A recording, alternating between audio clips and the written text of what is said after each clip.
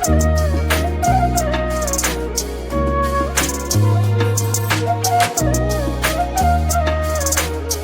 നമസ്കാരം. ഓട്ടോഫൈ ലൈഫ് നമ്മുടെ ചാനലിലേക്ക് എല്ലാവർക്കും സ്വാഗതം.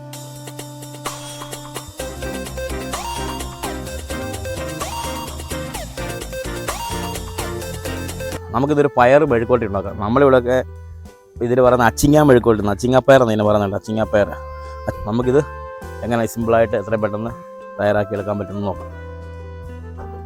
ഓയിൽ ഒഴിച്ചു കൊടുക്കാം. തേങ്ങാക്കൊത്ത് ഇട്ട് കൊടുക്കാം. കുറച്ച് കറിവേപ്പില ഇട്ട് കൊടുക്കാം. നമുക്കിനി ഇതിലേക്ക് നമ്മളൊരു 4 പച്ചമുളക് നടുവേ കീറി വെച്ചിട്ടുള്ളത് ഇട്ട് കൊടുക്കാം. ഒരു ചെറിയ സവോള, ഒരു 3-4 ചെറിയ സവോള നമുക്കതിന് മിക്സ് ചെയ്ത് ഒന്ന് ചെറുതായിട്ടൊന്ന് വഴറ്റിയെടുക്കാം. നമുക്കിനി നമ്മുടെ അച്ചിങ്ങപ്പയർ ഇട്ട് കൊടുക്കാം. നമുക്കിതിനാവശ്യത്തിനുള്ള ഉപ്പ് ഇട്ട് കൊടുക്കാം. ഇതിനുള്ള മഞ്ഞൾ പൊടി ഇട്ട് കൊടുക്കാം.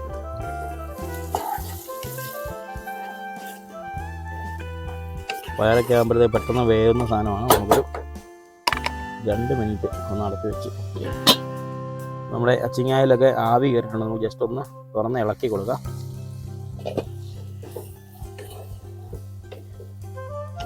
ഇതിന് ഈ ഒരു പച്ച കളർ മാറി ഒരു ഏകദേശം ഒരു വൈറ്റിഷ് കളറിലേക്ക് വരും. അതാണ് ഇതിൻ്റെ ഒരു മൂപ്പ്.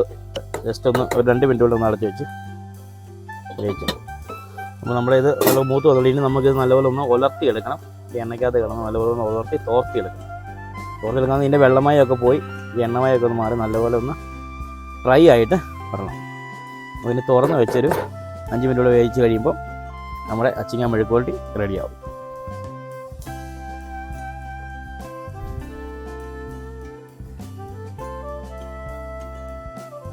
അപ്പോൾ നമ്മുടെ അച്ചിങ്ങ മെഴുക്കുവരട്ടി റെഡി ആയിട്ടുണ്ട്. നമുക്കിന് തീ ഓഫ് ചെയ്യാം.